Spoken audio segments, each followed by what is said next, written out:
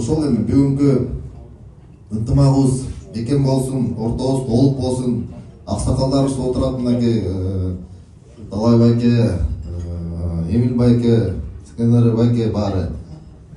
Ушулардын көчүн улап, убагында бул кишилер да ошол ынтымакты алып жүргөн адамдар болгон убагында мынакей мен баягы угуп жүргөн аягын ичинде көрүп жүргөн адам катары. Анан биз эми ушул ынтымакты мындан ары да улайды деп мына биз өлкөдө ушу талас ынтымагын башын бириктирген ушу Жаныбек бир тууганыбызды талас ынтымагын төрагасы кылдык. Андан кийин азыр 40 райондун төрагасы ушу Жаныбек Кубандыков. Анан ушул нерсени бизде бүгүнкү күндө 40 райондун ынтымагын төрагасы биз тараптуу болгондон кийин биз ушул ынтымакты күчөтөбүз деген гана максатта бүгүнкү жайын максаты. Ошон үчүн баарыңыздарга ден соолук, ынтымагыбыз бекем болсун.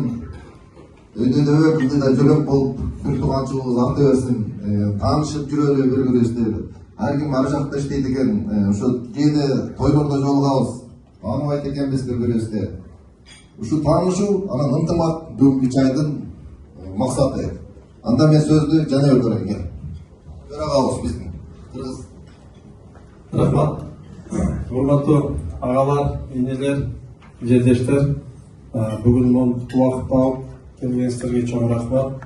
Және Улан акем айтып кеткендей, баягы эң биринчи биздин областта ошол Бакай-Ата районунан ошол Бакай-Ата ынтымак коомун түзүлүп, мына 2 жыл мурун биздин Манас району топтолуп, мынакей Айтбай экен, Тагай экендер баш болуш элен 2 жыл мурун Манас районуна төрага кылган.